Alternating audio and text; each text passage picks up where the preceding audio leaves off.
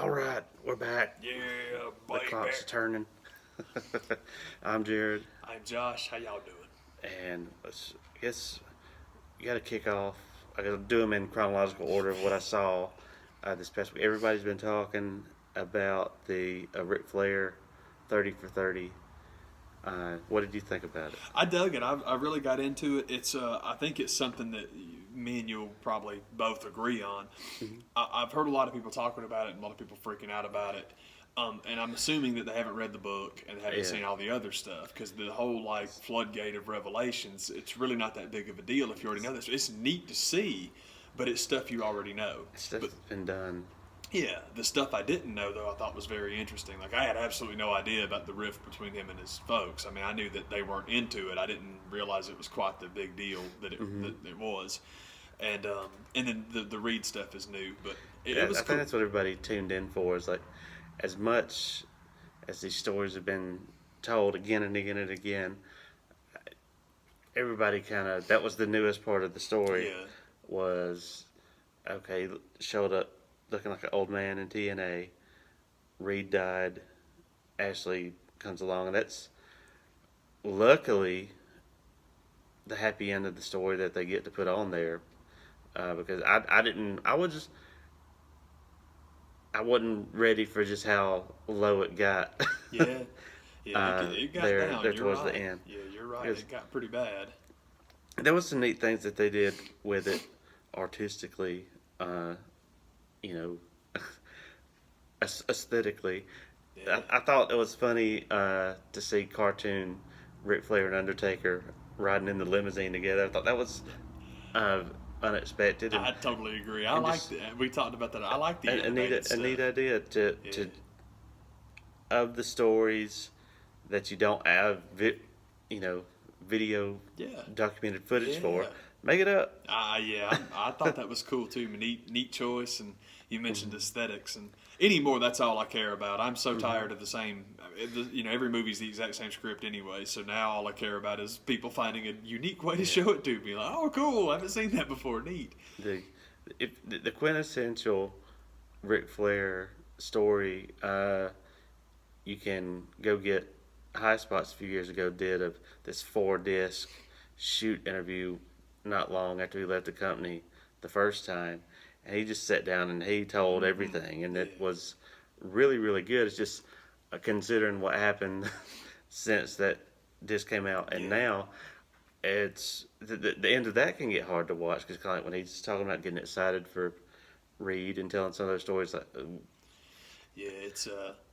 With it being 4 disc, like you can really avoid most of the dark stuff if you stay off of disc 3. But mm-hmm. disc 1, 2, and 4, just so you know, this is just Jim Herd stories. Oh, good. It's awesome. It's just him explaining how much he hates Jim Herd. It's like, yes, tell it, Rick. Hey, that pizza making old man. Guy, he's an executive. Got fired at Pizza Hut. You know what he's doing now? You know what that guy's doing now? He's running a Walmart with my dad. That guy, he's working for Shane Douglas at Target. Mm. Come on, are you kidding me? Here we Get out go. of here. You know what that guy's doing now? Nothing. He's dead. I killed him. Come on. But, I've, it's the 30 for 30s have almost that kind of like VH1.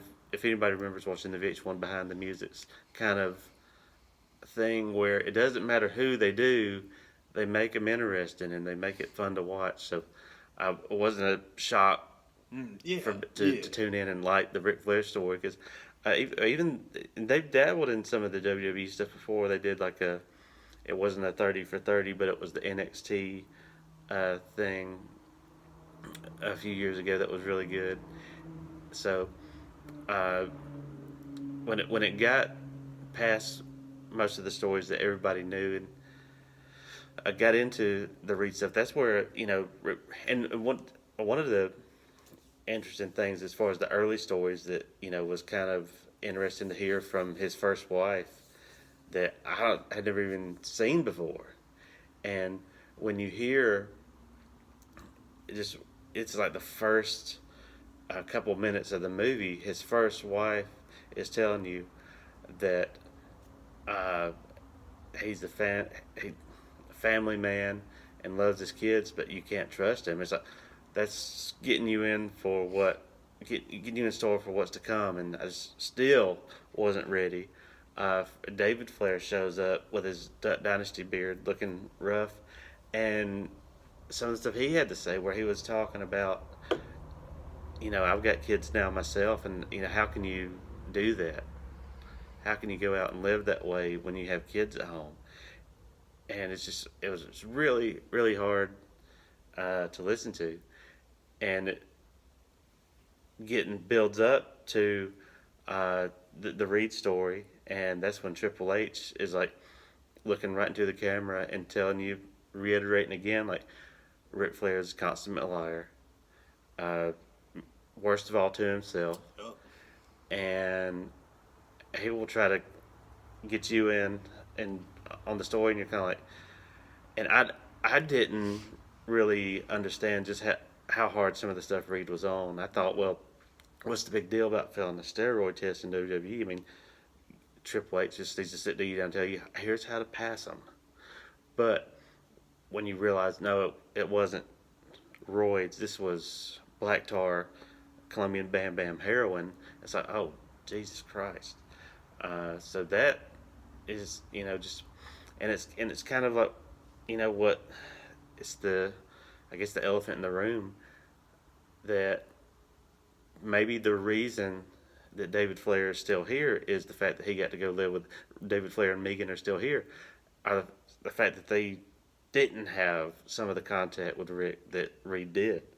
They get to go live with their mother, and just kind of, it stinks that, you feel like you got cut out of this life that you should have had, but maybe that was the blessing in disguise. Yeah, it's weird. I thought the heaviest things on it, man, were I'm with you on Trips. I thought Triple H was, and that's coming from close buddy friend. That's what was cool about it. I thought the Triple H thing was pretty heavy, and the heaviest part of it, period, is when they get to the end and they ask Rick what he would say to Reed. Yeah. That was the heaviest thing on it, simply because it's got nothing to do with, I miss you every day, la la la. He literally says, I wish I'd spent more time as your dad than your friend. And I'm like, ooh, that nuts. Cuts to the heart of the matter. It's not, like we said, we talked about earlier, it's not the story that you want at the end. I mean, you want Ric Flair's kids to be screwed up at the end because he was always on the road. And like Jared just said, man, it's the one whose life he took the most active involvement. It's like, it's harsh, man. It's messed up. It's even weird saying that out loud. Like, yeah, Rick, you shouldn't have been there for your kids, and that's what I'm saying. And it's like, why am I saying that? It's a very confusing. It is the best and worst story that can be told, and in any industry. It's the happiest and saddest story at the same time. But you do get a little bit of a nice upswing. They tried to work a happy ending in there when you get to the fact that Charlotte comes along and starts her career and has become, in a very short amount of time, the best woman wrestler to ever wrestle, as far as I'm concerned. I've never seen anybody build matches like that. I love Charlotte, man. I mean, we're here because it's Japanese wrestling and all that stuff is totally different. That's because they've been doing it for years there. But yeah, as far as like WWE is concerned, I mean, there's absolutely no. In my opinion, there is no question. There have been people that have been more popular and bigger, but as far as the actual quality of the match, nobody's close. That's not even. And as far as I'm concerned, that's the one. And it's interesting too because it's kind of not the opposite, but another angle of that thing we always talk about. It's in an era when there actually is competition. Yeah, I mean, if you had Charlotte Flair, it's even more absolutely saying something. That's the point. If you had Charlotte Flair during the Trish and Lita, okay. I mean, Lita's cool. Lita had very, very exciting matches, but Lita's like Rob Van Dam. Rob Van Dam had some awesome matches, but he ain't Eddie Guerrero. They're not great with everybody. It's when it works. Rob Van Dam, by the way, that's my Nakamura parallel. Because, this whole, let's don't see it with Shinsuke Nakamura. Yeah, he's not a Grand Slam every time. He's not AJ Styles. AJ Styles could work with anybody. AJ Styles could work with this hat and it'd be great. Nakamura's not like that. It's like we said, you got to book him a certain way, man. You got to put him in there with certain people because anybody that unique is not going to work for everybody. Yeah. And Lita was that unique, but Charlotte is that across the board consummate heel baby face. I like her better as a heel. I think most people do, but she can do both. Rick can do both. So it's like I totally agree, but I'm with you that the fact that there's actually other people that can do it now too, it exemplifies just how good you were. It's a weird example, but it's like the point I always make to people about Pedro Martinez. Because I remember we talked about this many times. There was a time when people would argue with you about whether or not Pedro Martinez should be in the Hall of Fame. Well, he only won 206 games. Listen to me. 1999 and 2000 alone get him in the Hall of Fame, period. Because when you look at the numbers he put up those years, they are astronomical at any point in baseball history. But when you consider it as the height of the steroid era in the DH league, it puts the Charlotte Flair spin on it. Like, there's other people out there, and you're outshining. These are the people that you're outshining. Incredible.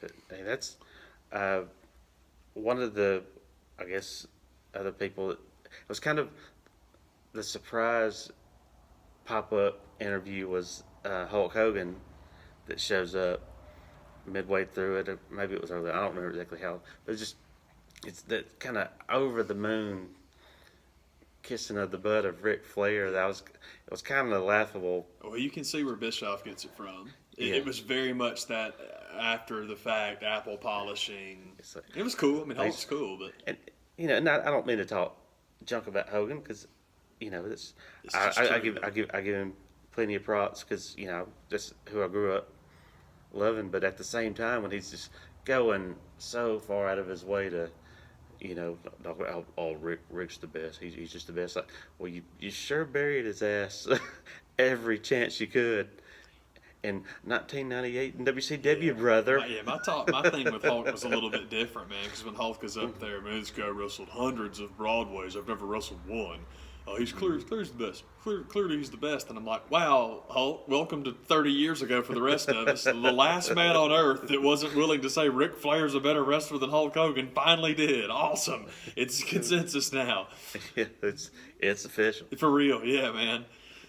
So, but that, was, I guess, my take on the movie. And it just makes me more look forward to Bill Simmons is supposed to be doing a documentary with Andre for HBO that hopefully will see the light of day someday.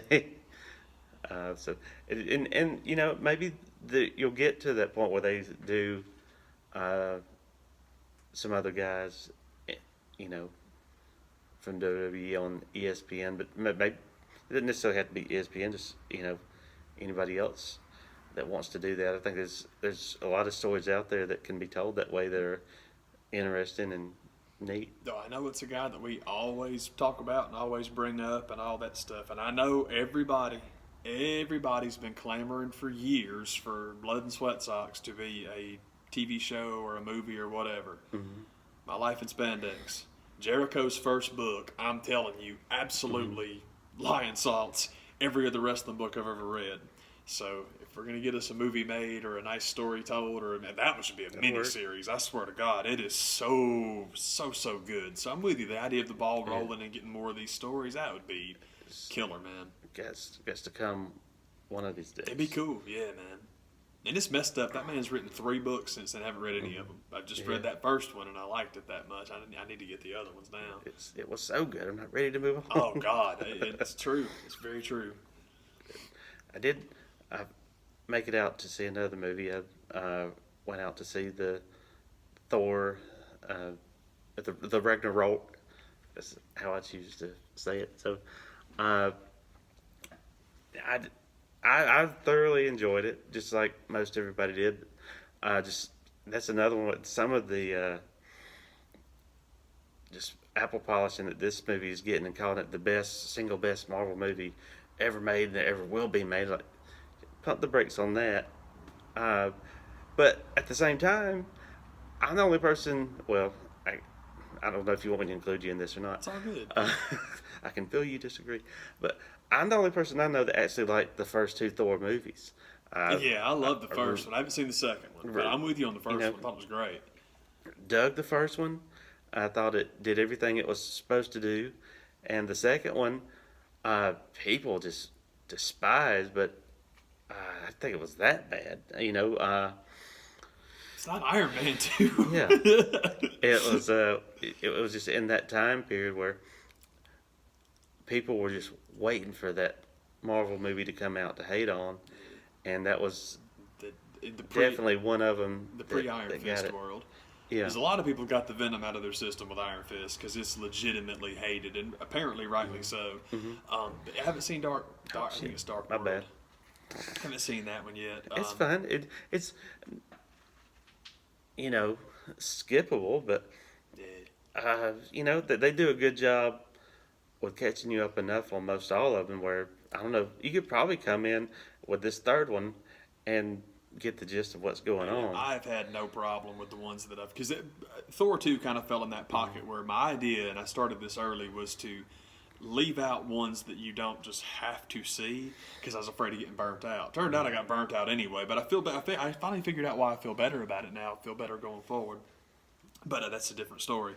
But I just didn't. It's all good and it's very, very cool. But Ragnarok, I'm looking forward to now. That's going to be cool. But I never saw. Boy, I've only seen the first Iron Man. Didn't watch Ant-Man. Haven't seen Doctor Strange.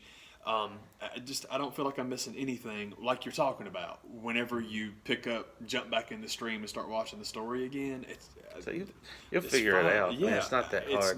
It's not a big deal. It's like you don't see Ant-Man and then you do watch Civil War and everything he does is still completely enjoyable. It's like, hey, it's totally cool. The one thing I can say this movie has going for it is you hire Kate Blanchett to be the bad guy. And people, whether it's Marvel or DC, I mean, that's the most common complaint, and it's the easiest complaint to make. Like, well, they just have weak bad guys. No kidding. And that's all you hear. They fixed that. Because I thought that Hela was a very good bad guy, considering some of the people she kills, but in very short order. All right. And but she replaces. I believe that the best Marvel bad guy up until this point has been Yellow Jacket from Ant-Man, simply because violence against animals. That's like next level psycho stuff, and that's in considering a universe that has at this point has Thanos in it, has had Red Skull.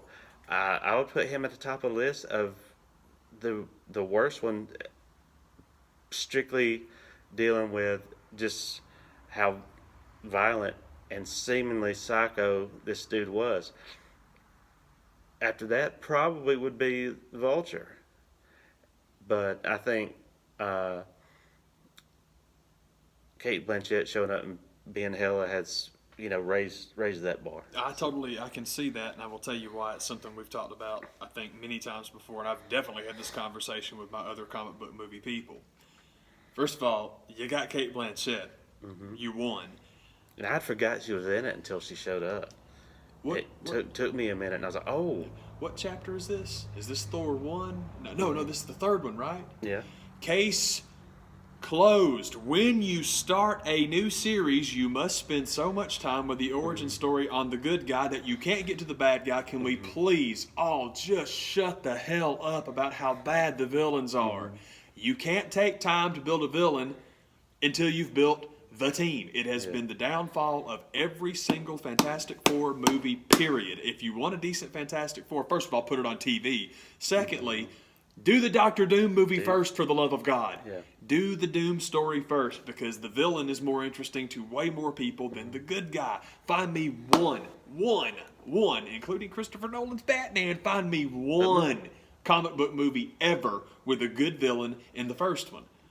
They don't exist. And if you say, well, Jack Nicholson's Joker, yeah, it's because you completely skipped over Batman's origin story. Thanks, Tim. Tim got it. Yeah.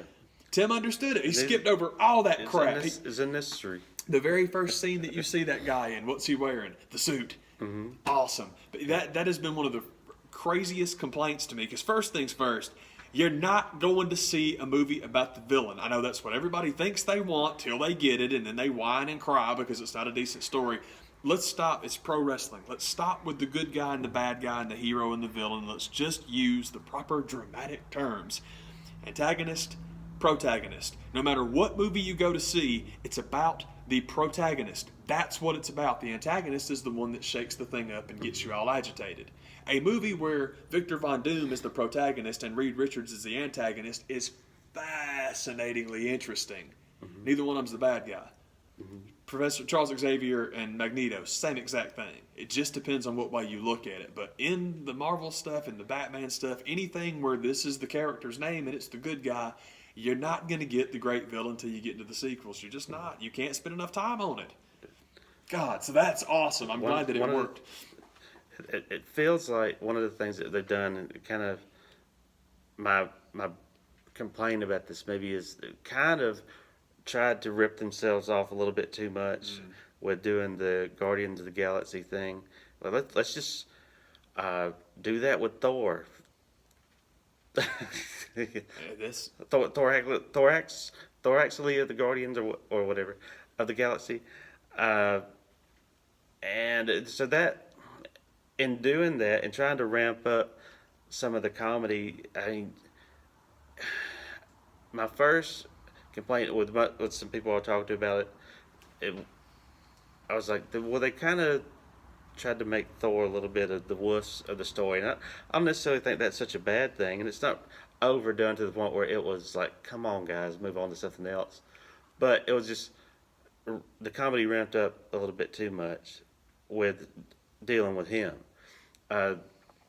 There's plenty of other people to do it with. I mean, I thought that's why Jeff Goldblum was going to be in the movie in the first place, because he could show up and play Jeff Goldblum as he usually does. And that's not necessarily a criticism, but that's exactly what he does. He shows up and he's Jeff Goldblum wearing a Grand Commander, whatever his character's name is, costume, which is basically just a little bit of paint right here. And there's an awesome character introduced that, you know, his Thor's rock friend in the Battle of the Champions or whatever it's called. And for some reason they thought it was necessary to show the Hulk's naked ass.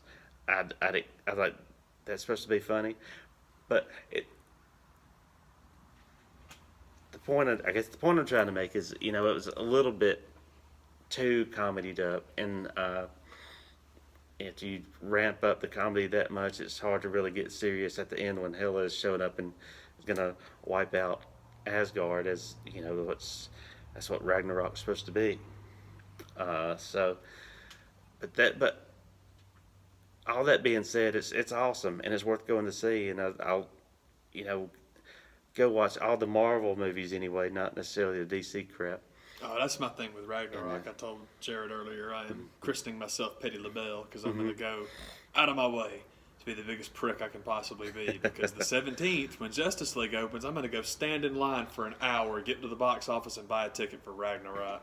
That's exactly what I'm going to do, because I'm looking forward to it. And my thing is anymore like bad villains, too much comedy, hip soundtrack. That stuff doesn't even faze me anymore, because I've been hearing that since Iron Man. Well, you got to put that 70s soundtrack on it. Y'all don't remember the AC/DC on the Iron Man soundtrack? Don't remember the Black Sabbath t-shirt? They've been doing that the whole time. Yeah. So it's like, man, the Marvel movies are just too funny. That's what they make. It's what they do. I mean, with the exception of Jessica Jones, that is what they do. Well, Daredevil too. Daredevil's miserable. By the way, you know the problem with Daredevil is that they won't acknowledge his faith. They just want him to be miserable.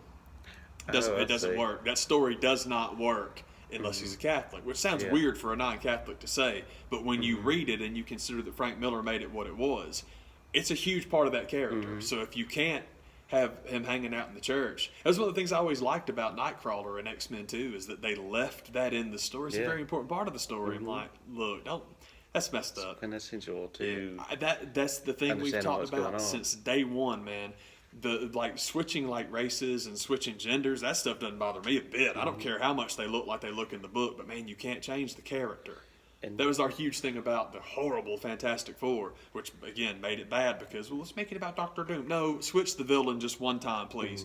But what was people got so bent out of shape about Johnny Storm being a black kid. Well, first things first, I thought you should have done both the Storms. That's just my opinion. But it's not even about that. I think that it's fascinating that Michael B. Jordan being a black kid, Johnny Storm's black now, that's a bigger deal to you than him having a father in this universe? That seems like a much bigger character change. The fact that the Storm parents are not dead and he's not raised by his sister Susan, pretty sure that's going to alter those characters a little bit more than Pigment. Yeah. That always drove me nuts. Still makes me nuts. Still makes me crazy. I think because it's not so much what lines are said. I think it's part of it. It's like the delivery, because I think if you were to sit back and like imagine what's being said as like a word bubble, it sounds like the books. Some like the bickering between Hulk and Thor, and so a lot of that is really good. I think it's just something to do with the Chris Hemsworth's delivery. Is where, at least dealing with the Thor character, I kind of thought, like, man, maybe this was Guardians up a little bit too much. Yeah, the other Chris, It's of the 1,000 Chris's that are in there. Like, take Thor and be Star-Lord. It's like, yeah, this it doesn't work. Yeah.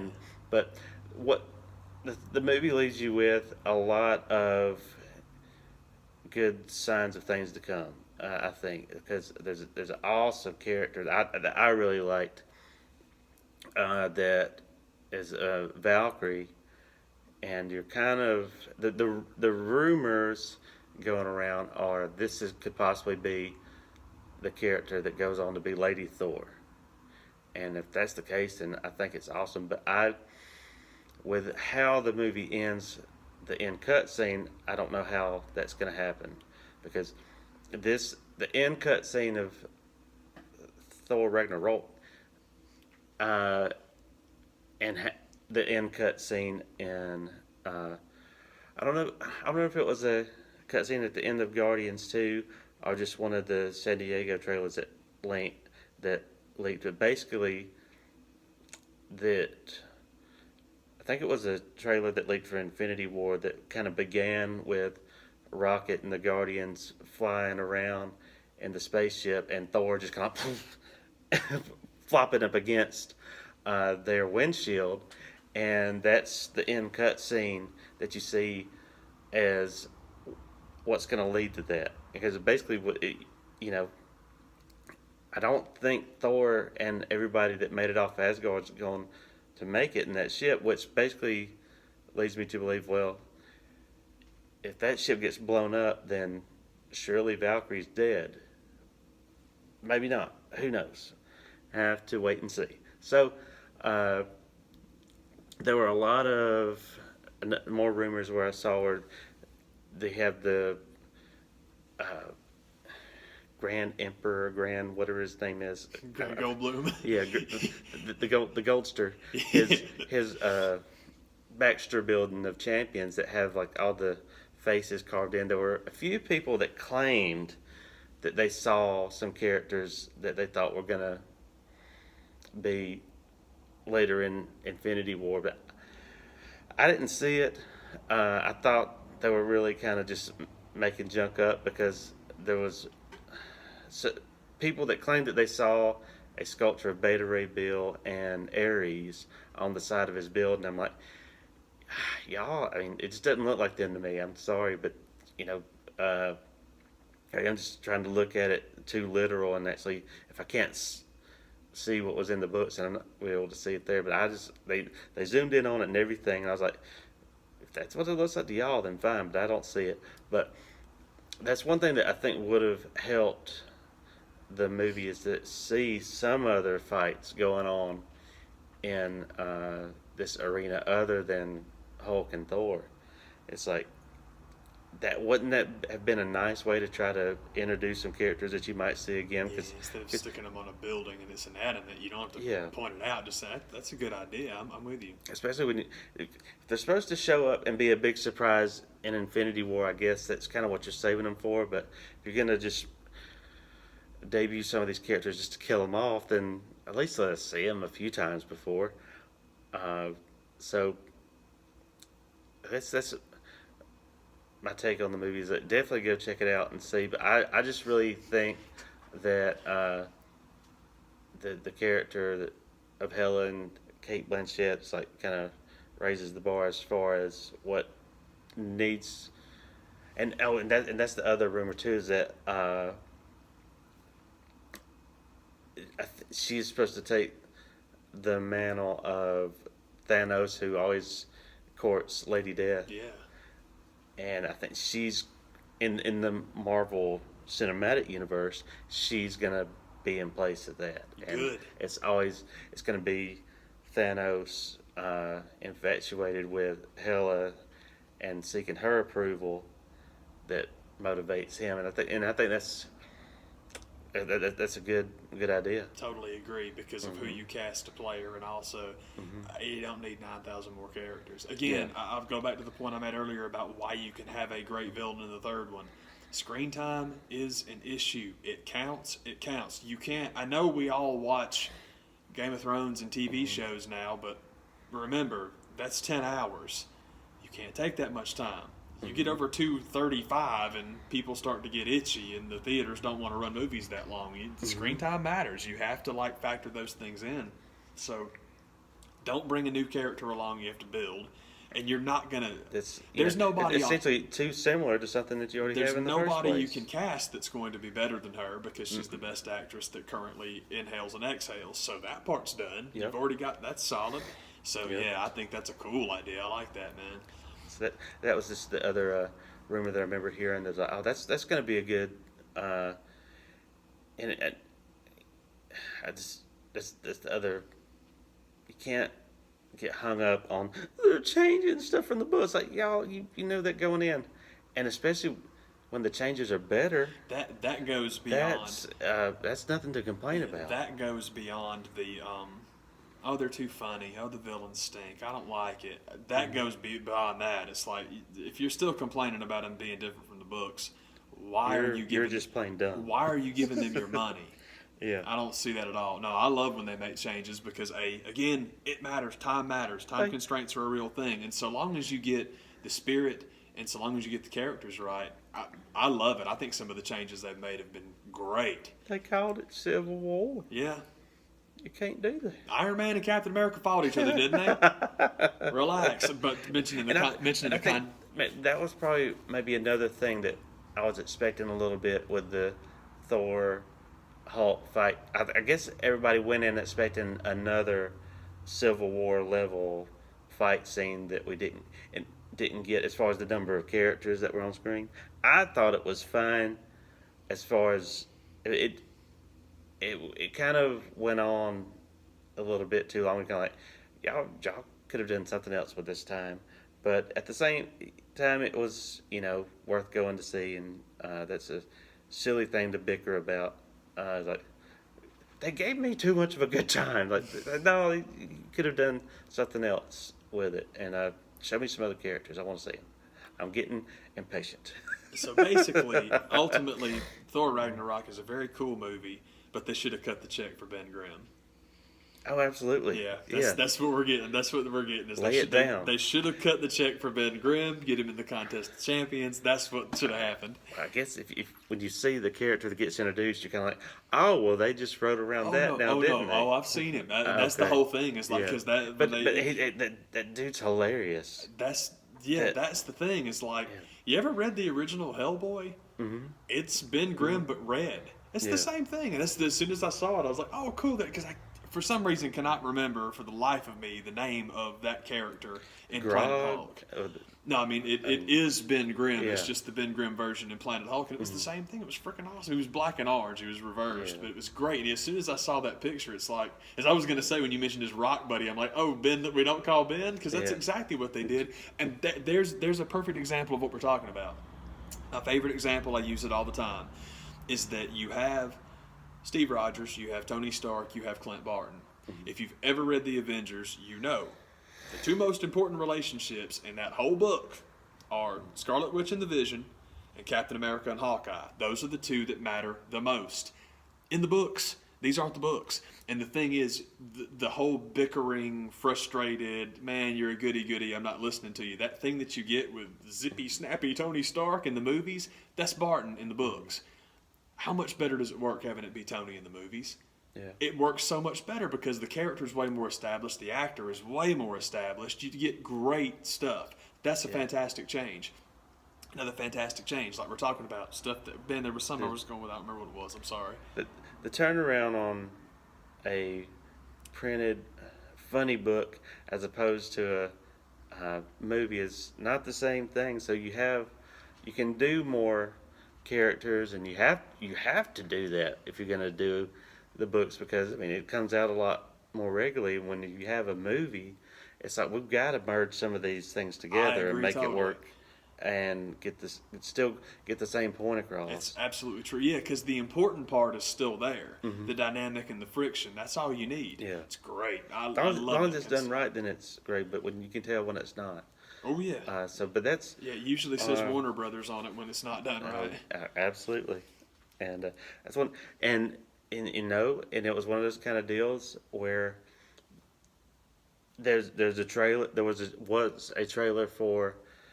Justice League before Thor the other day, and I saw it. I mean, they can cut an awesome looking trailer, but I'm like, man, I've been burned too many times by those dudes. I'm just like, I have no intention of finding out, because it wasn't the trailer that's been shown on television. It was a different one, and it looked and sounded great, but I was just like, nah, just won't be going to see it. Yeah, we talked not too long ago about like animation and the Lego movie stuff and Nightmare Before Christmas and the way animation looks. Yeah. The thing for me with the DC stuff anymore, it's really not even DC, it's just Zack Snyder. Because the only thing I've ever seen by Zack Snyder that just didn't make me want to pull my eyes out was Sucker Punch. And the only reason it didn't is because I was shocked that I didn't fucking hate it so much that I left the house. Yeah. That's how low the bar is for his stuff, because Watchmen is very good up to a point, and then I don't like it. 300, I think, is awful. I haven't seen the sequel to 300. Why? I don't think I've seen anything he's done since then, but it's just that look. His movies have a very particular look, and it's just this episode 1 far oversaturated fake look. It's just it's weird. It fits into that animated style. I hate it so much. It's not even the DC movies anymore. It's just, Zack Snyder with that crazy satch. Nah, you can keep it. I think one of the things I hate the most about the Justice League movie is no Leslie Jones.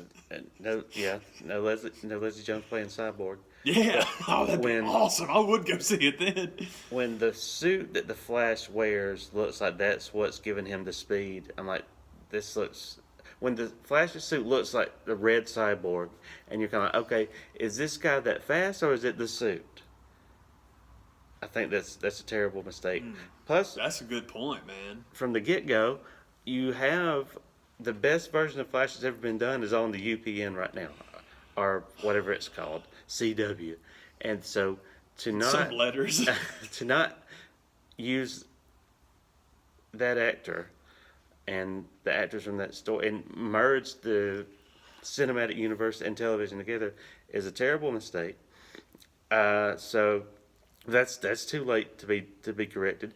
And having the Justice League movie, the first go round, be putting Cyborg in there, I thought was a terrible idea. Not doing the Teen Titans movie.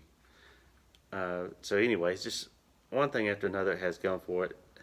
Doing a Justice League movie that's not the original team in the movies, like that's just asinine and stupid to me.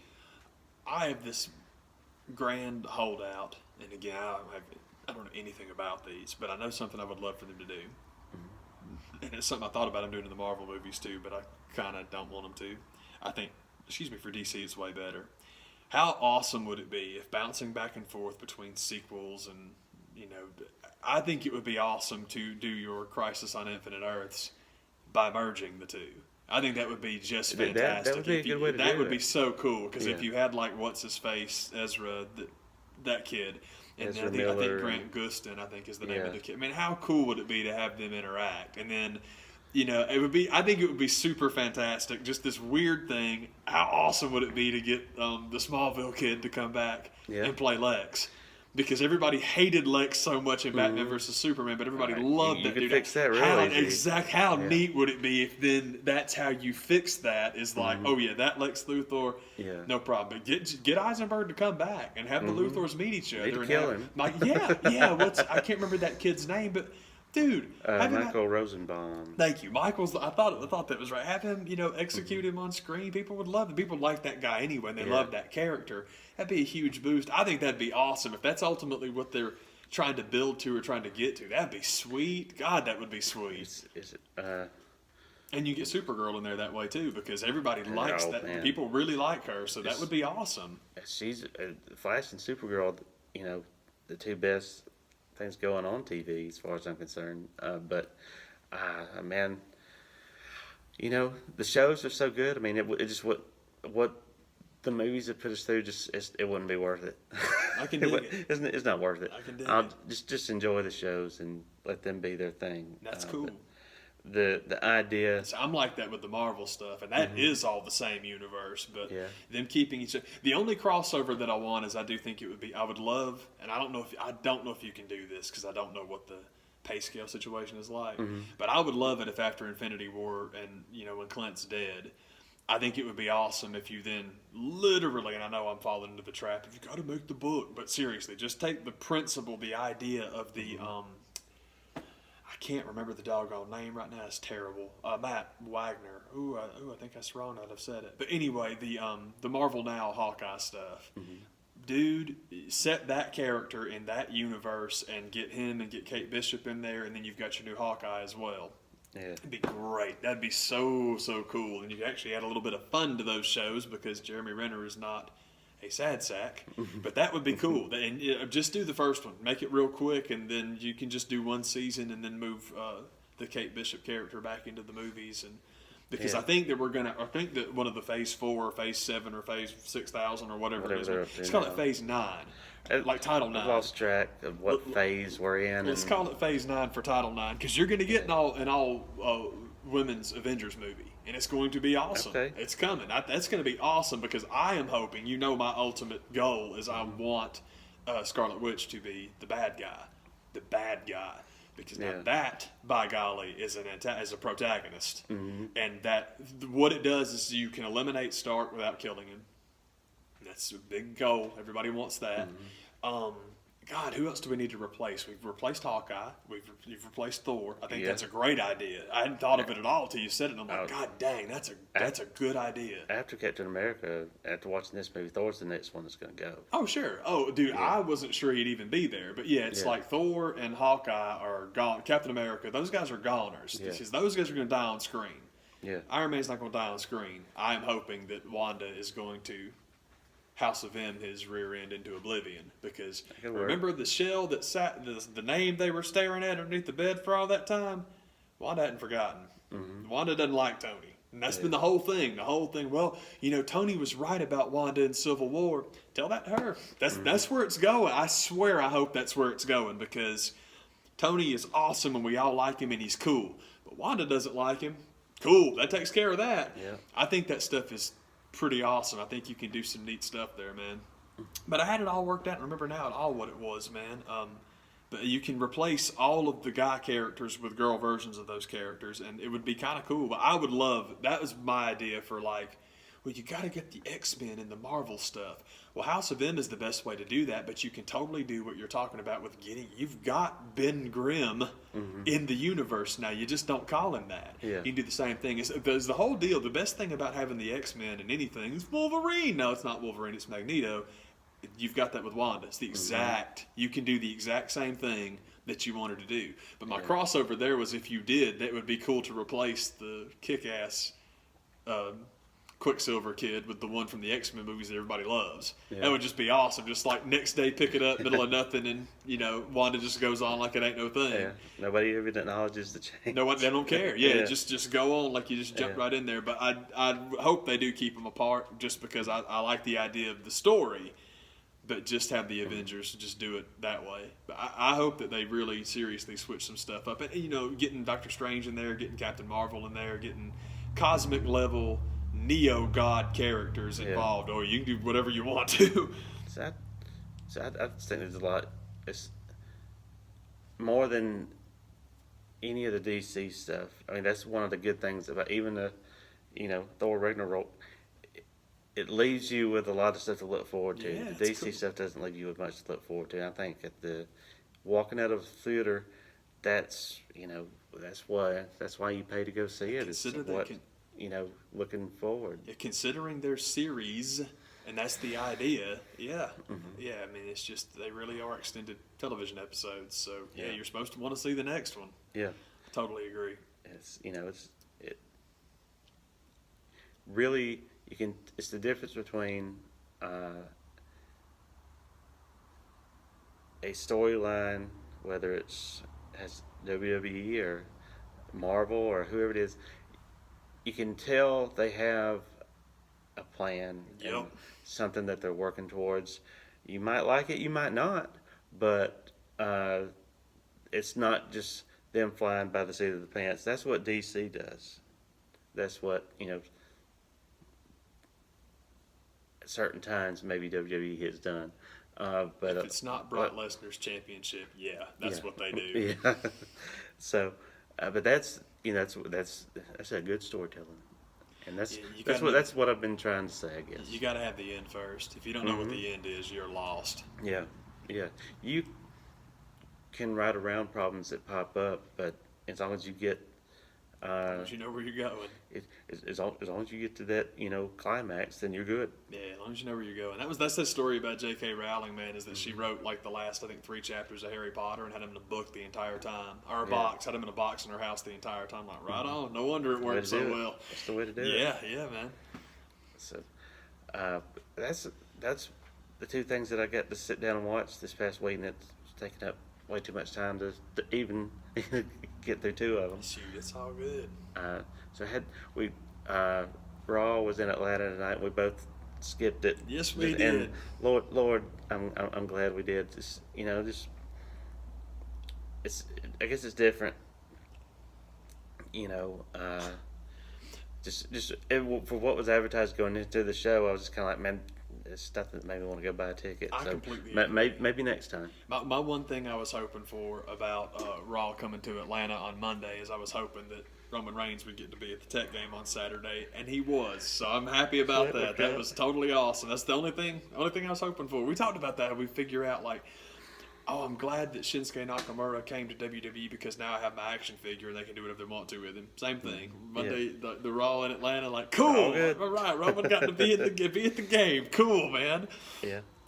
So I got that going for us. And we got TakeOver Saturday night and Survivor Series. The only time that they ever meet. It's the only time that they have a direct competition with one another. Isn't that right? That's exactly right. That's right. The only time, is that right? We were discussing how everybody, I can't believe I botched the line. How many times do they have to say that? Everybody in the company is saying it. They're saying it the exact same way, exact same cadence. And it ain't even real. It's not even it's not even accurate. God, for real, man.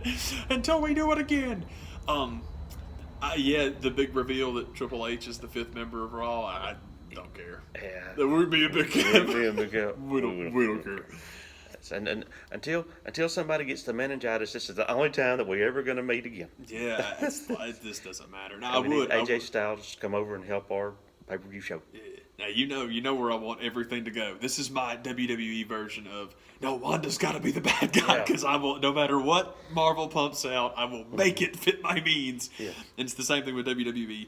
I would absolutely love it if this turned into the F Raw Shane, F me Shane, nah, F you Shane. I would absolutely love it if this was the Triple H takeover because you've got so many people in that match on both sides, seeds are being sown. especially on his team.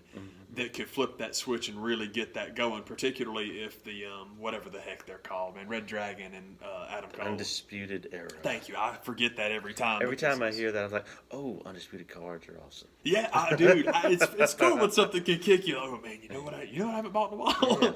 Yeah. But that would just be incredible to go basically. get that AJ from that set. Yeah, that would be awesome. I would love if it was something weird like that. But that's just because that's what I want him to do. Yeah. What the hell are you doing to my show? And Vince comes out and he gets beat up and dies. Oh, that was something I saw recently that was funny. It was a quote from Conor McGregor. And it was like, well, in a rematch with Floyd Mayweather, I beat him. And my thing that I enjoy about that is it's literally his very, very interesting and shielded way of saying, WWE won't pay me as much as they're paying Ronda. That's literally what it is, because he wanted to do WrestleMania. He found out Ronda was going to be there and said, well, I got to make more money than her. And Vince said, have a nice day. There's the door. Yeah. That is literally what happened. Bad. So now, well, okay, I'm going to go and talk about UFC again, and now I'm going to get another fight with Floyd Mayweather, which best of luck to you getting that rematch with Floyd. Mm-hmm. But it's like you weren't interested in none of this stuff until WWE sent you packing, and now you got to hold your hat in your hand for another year. That's pretty pathetic there. That's pretty sad. But the thing about that also, we've talked about it before, man. I don't think that people maybe they don't know, maybe they don't realize, but if you stand Conor McGregor next to somebody in WWE, just remember this, and I know it was the Big Show. The Big Show's bigger than everybody, but Big Show with Floyd Mayweather, the discrepancy. Amazing. Then go watch Mayweather-McGregor. Mayweather's bigger than McGregor. It won't. Yeah. It's not a good idea. I know they think they like him, and I guess my biggest frustration with that. Hey man, I'm cool and I cut a great promo. Ha ha ha ha ha. Dude, if you stop handing Kevin Owens paper, you'll get way better. You've got people on your roster that are better than that guy. McGregor's just doing the Ric Flair stick for a crowd that hasn't seen it before. Yeah. It's like, come on, man. But I did love that. I think that's just the fantastic. Well, I got to make more money than that girl. And it's like, that girl's the reason you made that money. She's more famous than you. Bye. Yeah. Good one, Vinny. I still don't like that you're going to book her to lose to Charlotte. Or book Charlotte to lose to her, but you did good on that one. Yeah. No thanks. Yeah, man. That's weird. Like Survivor Series, I'm really. It's hard to get interested for because, going into a show, what good is it that every champion is there but nothing's being defended? Who cares? Why can't at least something be on the line? Who cares? Yeah, I'm bummed about that too because I know I keep beating this point to death, but I liked your point about Clash of the Champions. I really like that being the thing. Like, yeah, okay, let's settle this by God, champ versus champ.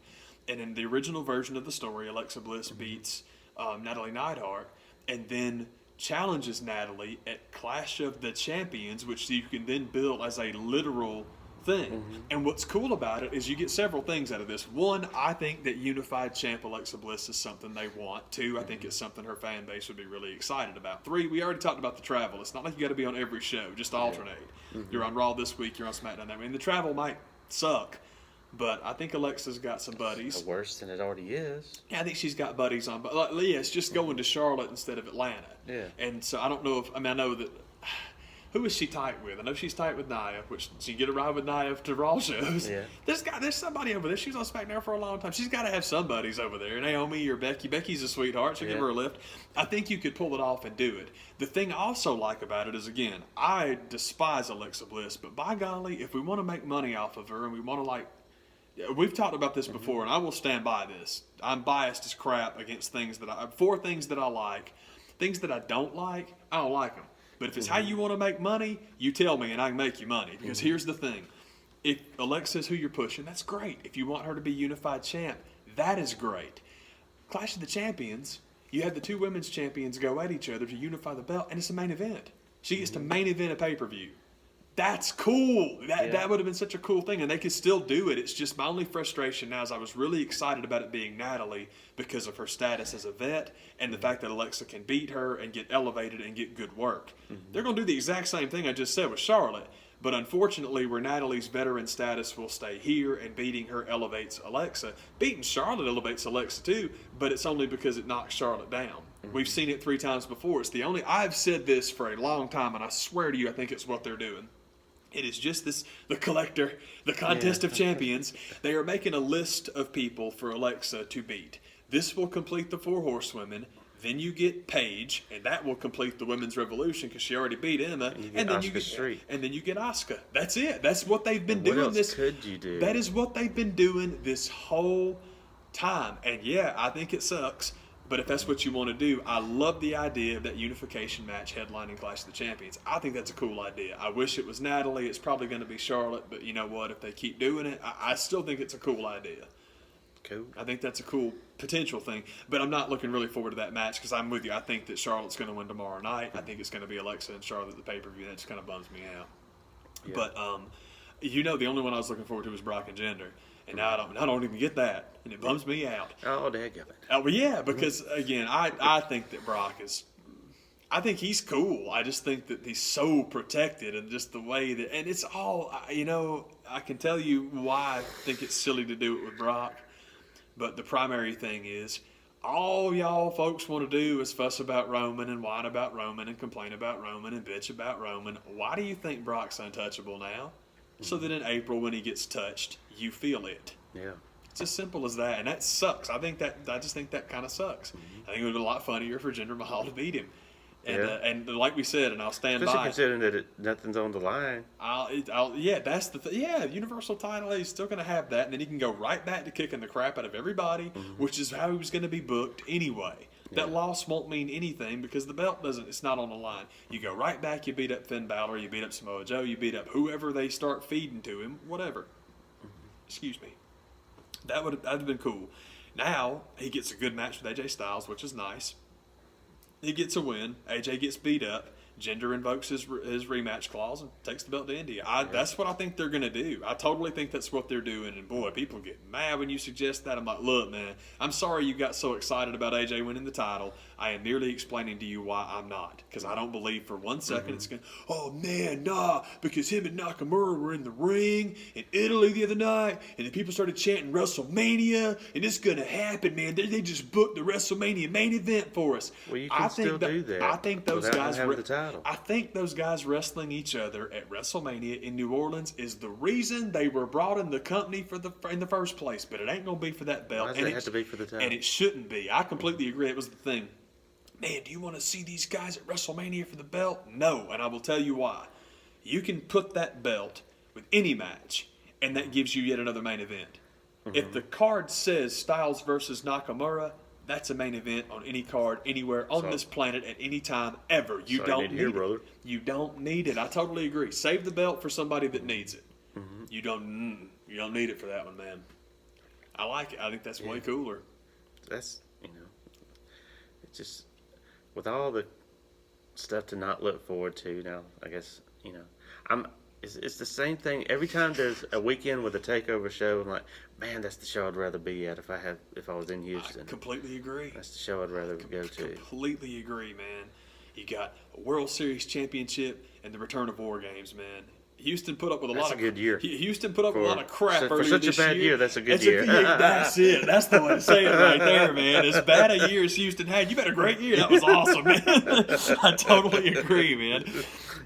But dude, I just for you with such a shit kicking in it, that was a pretty good year. Yeah, seriously, man. But that's such a good point about the just anytime. That's just such a good way to say it. That anytime it's one of the big four and there's a takeover, like it's just takeover. You already have. But yeah, I'm looking forward to War Games. I'm excited about it because I like that triad. I'm super excited about Nikki getting her championship. I don't know if she will, but I hope she does. I think that's the plan. I think so too, because I think Ember taking it off of her is going to be the solo. Yeah, that's going to be what you build towards. I think you're exactly right. I couldn't agree more. I think Ember is a better chaser. She's the good guy. I completely agree. I completely agree. Good guys are better scrappy and climbers. I totally agree. I know WWE doesn't think so, but NXT is Triple H WWE. Yeah. This is the Ric Flair disciple. This is a Jim Crockett Promotions fiend.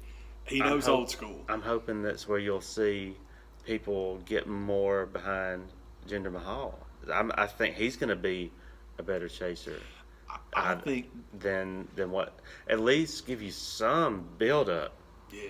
Because it was kind of, it felt like everything they tried to do with JBL a few years ago were kind of like out of the blue. Kind of, where did the heck did this even come Yeah, from? This guy's now the champ. How did he get it? Yeah, we talked about And that. why are they making this like something I'm supposed to care about? Yeah, we talked about that last show. That this has all been done before. This is not new. I wish they would have done. I think that Jinder Mahal, because racial stereotypes in wrestling are nothing new, but at least be positive. I think that him being this like just really kind of nice and positive Swami, kind of guy would have just been awesome. Just totally cool to come out and cut good promos about positivity and man, just here to spread positive vibes. And it's a good place. I'm in a good place right now. I think it's cool. Then you ring the bell and he is this murderer. Yeah. And as soon as you ring the bell again, man, he goes right back to being super cool. I don't want to say love guru because I don't want it to be that racist. At least the kid's got heritage, he's got some blood. Yeah. But I just think that would have been way cooler. And they Bring up any Mike Myers connotations. and to a degree, like we talk about all the time, man, Jinder Mahal has some of the most interesting ring gear of any heel ever. Yeah. It's freaking awesome. Like they always good looking too. Yeah. Oh, it's totally cool. I agree, man. Yeah. So I don't know why. I just think that him. I just like the Edge and Christian. I thought did such a good job with that. Like basically taking everything that was uncool in the Attitude Era because they dressed like '80s heels. Or really 80s baby faces. You got bright colored trunks and lightning bolts and big smiles on your faces and the cool dudes with attitude sunglasses and long blonde hair. Everything the Attitude Era wasn't. They took that and they were the heels. It's freaking awesome. That was so cool. So I like the idea of doing that. I think, and that's what I think heels should be right now. Real heels. That's another huge thing we talked about earlier. You can't say babyface and heel anymore. You have to. Chaser's a great word. Yeah. Antagonist, protagonist. That's what it's all about. Because if you think, my thing with a heel or the antagonist, it is who you will pay to see get beat up. Heel and antagonist used to be interchangeable. Does antagonist describe the Miz? No. Nobody buys a ticket to see him get beat up. People buy tickets to hear him talk. They like to see him talk. Yeah. They don't care if he loses or not. It's why I've said for over a year now, Roman Reigns is the biggest heel in pro wrestling. He is the guy that people pay to see get beat up. Proof positive, we talked about it during the main event of tonight's show. Braun comes out, everybody yells Braun, crickets. Nobody cares about Braun Strowman anymore because it was all about who he was in the ring with, kicking the crap out of. Yeah. It just was, man. It just was. And it doesn't stink. It's okay. I feel bad for Braun because he's just seems like such a sweet pea. I wish I liked him better, but I just don't. Yeah. All that being said, I'm looking forward to TakeOver. Then we'll just have to see what happens with Survivor Series. I completely agree. Not expecting much from it. Yeah, I totally agree about TakeOver. My going in prediction is dang, that's bold. TakeOver might be better. I'm going to shock you. Sit down now. For real. I think the NXT show is going to outdo WWE. Because I'm smart. That's right. I am a smart fan. The marks are stupid. We're smart. We're smart. We're telling you. I don't know about that, brother. I don't know about that, dude.